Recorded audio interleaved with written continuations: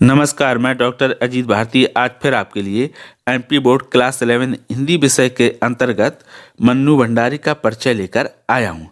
ठीक, तो सबसे परीक्षा में प्रश्न किस प्रकार से पूछा जाता है कि मान लो मन्नू भंडारी का परिचय निम्न बिंदुओं के आधार पर। तो वो बिंदु क्या रहते? दो रचनाएं, भावपक्ष, कलापक्ष और साहित्य में स्थान। तो सबसे पहले हम क्या करेंगे? उत्तर पुस्तिका में उत्तर लिखेंगे काले पेन से, फिर लिख देंगे मन्नू भंडारी का परिचय। फिर उसके बाद हम उसके नीचे दो रचनाएं काले पेन से लिखेंगे। उसके बाद हम रचनाएं लिख देंगे, जैसे महाभोज, मैं हार गई। आपको मन्नू भंडारी की कोई भी दो रचनाएं याद हो आप लिख सकते हो। ठीक, फिर उसके बाद भावपक्ष।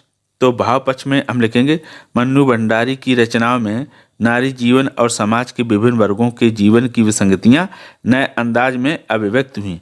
उनके महिला चरित्र मजबूत होते हैं।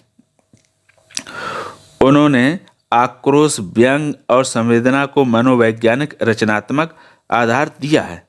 फिर आ जाता है हमारा कलापक्ष। कलापक्ष में क्या आता है? भाषा और शैली। मन्नू भंडारी की भाषा पात्रों तथा वातावरण के अनुरूप होती है।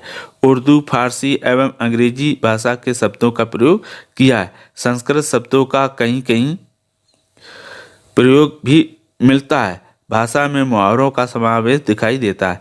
भाषा के समान मन्नू जी की शैली सरल व सुबोध है। विषय के अनुरूप उनकी शैली का रूप बदलता है। उन्होंने सामाजिक समस्याएं तथा नारी पीड़ा का वर्णन आत्मक शैली में लिखा है। उन्होंने सामाजिक समस्याएं तथा नारी पीड़ा को वर्णनात्मक शैली में लिखा है। पात्रों के मन की बात उन्होंने वार्तालाप शैली, सामाजिक कुरीतियों, भ्रष्टाचार और आम व्यक्ति की पीड़ा को व्यंग्यात्मक शैली में व्यक्त किया है। फिर अब आ जाता है साहित्य में स्थान। मन्नू भंडारी एक श्रेष्ठ लेखिका है। उन्होंने नारी व कमजोरों की पीड़ा को समझाया है। देश में फैले भ्रष्टाचार को दूर करने की प्रेरणा साहित्य के माध्यम से दी है। वह अन्याय के विरुद्ध आवाज उठाने वाली साहसी लेखिका हैं। उन्हें सदैव युग परिवर्तक लेखिका के रूप में याद किया जाएगा। तो ये हो गया अपना क्या हो गया? एमपी बोर्ड यानी क्लास 11 के अनुसार लेखिका का परिचय। तो इस प्रकार मन्नू भंडारी का परिचय समाप्त हो गया।